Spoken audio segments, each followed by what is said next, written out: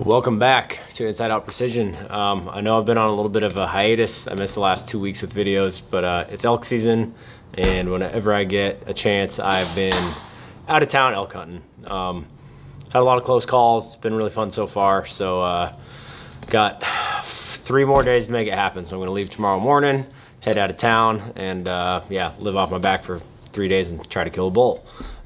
So got a cool video today on veins.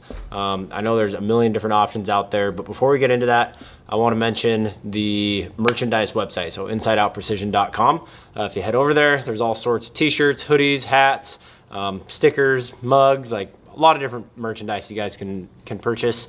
It's all really nice quality stuff, and it helps support the channel, which helps us bring you more content. So head on over to insideoutprecision.com and pick yourself up some swag. So getting into today's video, we're going to be discussing not just different shapes of veins, but also different stiffnesses of veins, and kind of what the benefits of those are. So we're going to start with the most common vein there is. You know, this is the blazer vein that boning makes. You're going to see this like almost every arrow that comes fletched from the factory is going to be fletched with a blazer vein. These came out, gosh, in the early 2000s, and they're short. They're just over 2 inches long, but they're also fairly high profile. They're 0.85 inches tall. Now, when it comes to length and profile, you know, obviously the higher profile and longer the vein, the more drag it's going to create, thus help steer that arrow a little better. But there is such a thing as overkill. You know, if you get a really long, tall vein, they're going to be really noisy, and they're going to slow your arrow down significantly. That's why you see like indoor arrows, those big indoor arrows, guys shoot, you know, really soft, like 4 or 5 inch veins or feathers, because you're shooting one distance, you don't care, it's a heavy arrow, you want it to stabilize quickly, and you don't care about noise or anything like that. So the blazer veins are, I wouldn't say they're a soft material, but they're definitely not a stiff material. They're not the quietest vein in the world. They're, you know, you can hear them during flight, and if we can hear them, I guarantee you deer can hear them. Now, how much that matters, I'm not totally sure. I think deer, when they jump the string, it's usually the bow that they're hearing, not the arrow through the air.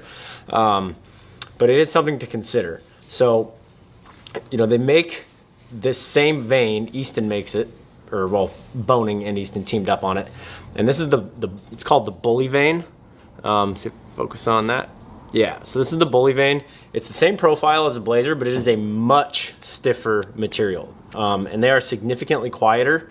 And on top of being quieter, where that stiffer material really comes into play is keeping up your speed downrange. Now, I'm not saying it's going to keep you up, you know, 14, 15 feet a second faster.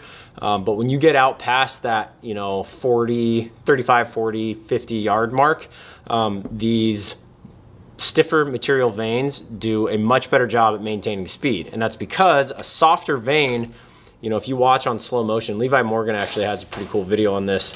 You know, you'll see the vein kind of bend over like that. So that again catches more wind, slows the arrow down, and makes more noise. So the stiffer vein is going to alleviate that. The reason you don't see just like rigid plastic veins is because of the weight. So generally speaking, the softer the material, the lighter the vein will be. But in the last few years, with the innovation of some of these different plastics, they've been able to get a really stiff vein that is still lightweight. You know, I don't want a vein that weighs, you know, 18 grains per vein on the back of my arrow. I still want to keep that back of the arrow as light as I can. So again, that's your, you know, classic blazer vein, and then the bully.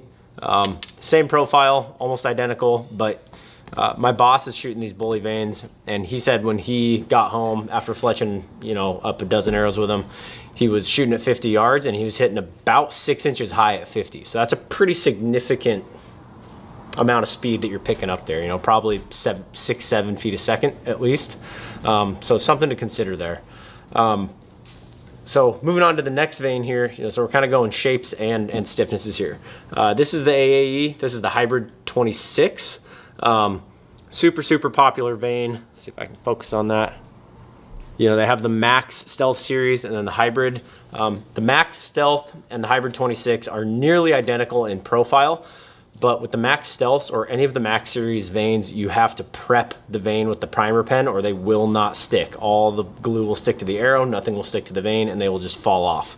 On the Hybrid series, you do not need to prep the vane with that primer pen, so that's pretty nice. So you'll notice this is a little bit different. It's still fairly high profile, not quite as high profile as the Blazer, but because it's not as high profile, they elongate the vane. So again, this is about creating drag. The lower the profile of the vane, generally speaking, the more vane you need in order to steer that arrow as well. I really like these vanes. I shot these vanes for a long time, but they are even softer than the Blazers. They are a very soft vane. They do make some noise, and one thing that just kind of drove me crazy about them was it seemed like, you know, if you were shooting groups, even at distance, like 50, 60 yards, if you even just touch the back of this vane with either another vane or a field tip or whatever, it tears the vane, it puts a hole in the vane, it ruins the vane, and then you have to re-fletch that arrow. So I like them, but they're pretty fragile. You know, AAE has a lot of different shapes and sizes, but this is definitely the most popular. You know, Cam Haynes, this is actually one of his vanes, the Keep Hammering vanes. He shoots these, he really likes them. You know, we do a lot in 3-fletch, a lot in 4-fletch. In my opinion, you know, unless you're shooting really heavy poundage with a heavy arrow, the 3-fletch does plenty good in terms of steering that arrow and being accurate. So if they could make this lighter, or excuse me, stiffer, I think it would be a great vane, but they do have they're not as loud as a Blazer, but they are fairly noisy still. They have the Hybrid 23s as well, which is, it's the same shape, it's literally just smaller. So it's 2.3 inches instead of 2.6 inches or something like that. So it's a little bit smaller, a little lower profile. If you're gonna shoot those with a fixed blade, you pretty much have to go 4-fletch because they're such lower profile and shorter. You need that extra vane to get the drag and the steering that you want. So those are the hybrids. And now on to my personal favorite vane, and one that I think you're gonna see a lot more of. This is the Tack Driver from Tack Vanes. So Levi Morgan, you know, he teamed up with them. This is kind of his baby. And they spent like 2.5 years developing a material that was super lightweight and still very stiff. And this is, without a doubt, the stiffest vane on the market. I mean, it almost feels like a piece of like hard plastic, but it still has, you know, it's still malleable. It's not, you know, it doesn't make any noise or anything. It's not like it's not rigid, but it's very stiff. It's very quiet. So this is a 2.75.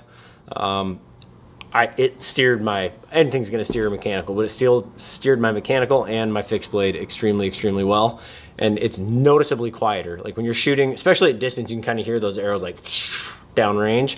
You barely hear this thing coming. You know, it's got kind of this shield cut shape to it. And obviously Levi Morgan, you know, he's how many time world champion archer, like 13 time. He knows what he's looking for in a vane. And again, when it comes to that speed downrange, whether you're shooting 3D or hunting, you know, if I want to believe that I'm going to be able to have time to range every animal that walks in. And maybe even if I do, let's say I range him and he's 45 and then he takes, you know, 5 or 6 steps following a cow or something, and I think he's 45, but he's actually 48. That few extra feet per second is going to allow you to get away with more. That arrow is going to drop less in those extra 3 or 4 yards, which in hunting can be the difference between, you know, a lethal hit and a long night of tracking. And in 3D, it could be the difference between, you know, catching the scoring ring or shooting an 8. So being able to keep that speed up downrange is really important, and then they are much quieter. And this, again, this all comes down to the drag. You know, a softer vane is going to fold over more when you shoot it, and that's going to create noise as well as slow your arrow down a lot more. So if you look at Tack's vanes, they've got a bunch of different shapes and sizes. This is definitely the most popular. On the arrows that I'm shooting out on my PSE, it's the same vane, but it's the 2-inch version. And I shot them down at the Total Archery Challenge, and they were awesome. I shot Tack at Tack, and they were great. Another thing I've noticed is if you're shooting an old target, you know, and you shoot and like here's the target, if your veins bury up into it, these don't hold memory nearly as bad. They won't get all crinkled up. You can actually take like a hairdryer to these or hold them over like some steaming, like boiling water in the steam, and they'll come right back to life. Which the AAEs are really bad about that. I've noticed if they go through and they sit there for 2 minutes while you're scoring, when you pull them out, there's this horrible wave in the front, and you pretty much just got to put that arrow in the back of your quiver and not shoot it anymore.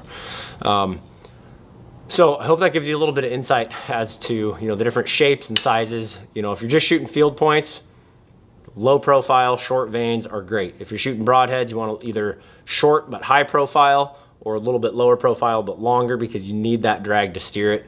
And then I think you're going to see a lot more people switching to these stiffer vanes like the bullies and the tacks. These are without a doubt the stiffest two that I have found. The tacks are definitely even stiffer than these bullies. And I believe if you're a fan of the Blazer shape and they've always shot well for you, I believe tack makes a vane in this very similar to this profile.